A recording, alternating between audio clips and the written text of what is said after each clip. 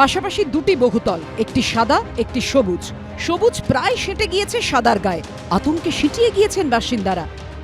প্রাথমিকভাবে পুরসভার ইঞ্জিনিয়াররা যেটা মনে করছেন যে এই বিল্ডিংটি 6 তলা সবুজ রঙের বিল্ডিংটি, এবং এর ফাউন্ডেশনের পাশে আরও একটি বিল্ডিং তৈরি হয়েছে, সেটিও 6 তলা। দুটি বিল্ডিংয়ের মধ্যে নির্দিষ্ট দূরত্ব হচ্ছে মাত্র 1 হাতের কাছাকাছি। 1 হাতের কাছাকাছি এই দুটো বিল্ডিংয়ের মধ্যে আমরা দেখতে পাচ্ছি। তো পুরসভার ইঞ্জিনিয়াররা যেটা মনে করছেন যে এরকম একটা 6 তলা বিল্ডিং করলে তার ফাউন্ডেশন থেকে পাশে আরেকটি এরকম বহুতল করলে অনেকটাই ছাড় দিতে হয়, সেই ছাড় এখানে দেওয়া হয়নি। আরও হেলে পড়া 5 তলা বাড়িতে নোটিশ টাঙিয়ে বাসিন্দাদের পুরসভার নির্দেশ, 3 দিনের মধ্যে খালি করে দিতে হবে বাড়ি। এদিন বাড়ির অবস্থা খতিয়ে দেখেন পুরসভার ইঞ্জিনিয়ারিং বিভাগের আধিকারিকরা। মেয়র জানিয়েছেন, ইঞ্জিনিয়ারিং বিভাগের আধিকারিকরা রিপোর্ট দেওয়ার পরই সিদ্ধান্ত হবে বহুতল ভাঙার বিষয়ে। এদিকের বাড়িটা স্যাংশন প্ল্যান পায়নি, যদিও যারা বাড়ির আছেন তারা আজকে ওদের টেস্ট হবে,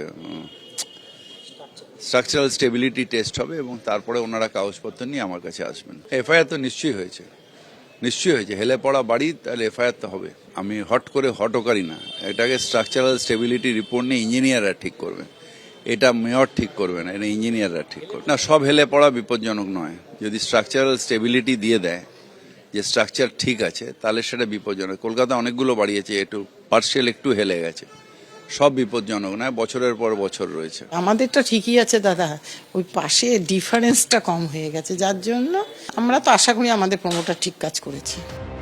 বুধবার রাতে ঘটনাস্থলে যান মেয়র। পুরসভা সূত্রে খবর, পাশের খালি বাড়িটিও বেআইনি, প্রয়োজন পড়লে ভেঙে ফেলা হবে। অ্যাপিল করেছি যে স্ট্রাকচারাল স্টেবিলিটি সার্টিফিকেট নিয়ে যে বাড়িগুলো হেলে পড়েছে বা মনে হচ্ছে ডেঞ্জারাস, স্ট্রাকচারাল স্টেবিলিটি সার্টিফিকেট লাগবে। দেখো, আমরা বাড়ি গিয়ে তো আর বেআইনি বাড়ি খুঁজিনি, কারণ বাড়ি কেউ 60 বছরের আছে, কেউ 70 বছরের আছে, কেউ 30 বছরের আছে, কেউ 20 বছরের আছে। তো সব তো আমাদের পক্ষে সম্ভব না, কিন্তু যেগুলো দেখে মনে হয়েছে সেগুলো গেছি। কাউন্সিলরের আশ্বাস, বাড়ি ভাঙা হলে আবাসিকদের জন্য বিকল্প ব্যবস্থা হবে।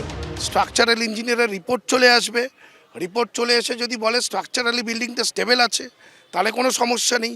যদি স্টেবল না থাকে, তাহলে এই বিল্ডিংটা আমরা ডেমোলিশ করে এখানে আমরা বাংলার বাড়ি তৈরি করে দেব। আশ্বাস তো মিলছে, কিন্তু তা বাস্তবায়িত হবে তো? প্রশ্ন হেলে যাওয়া বাড়ির বাসিন্দাদের।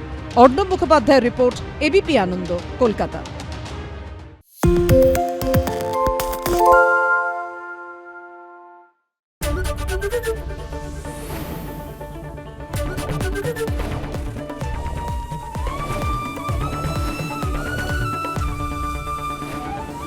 এবিপি আনন্দ, এগিয়ে থাকে, এগিয়ে রাখে।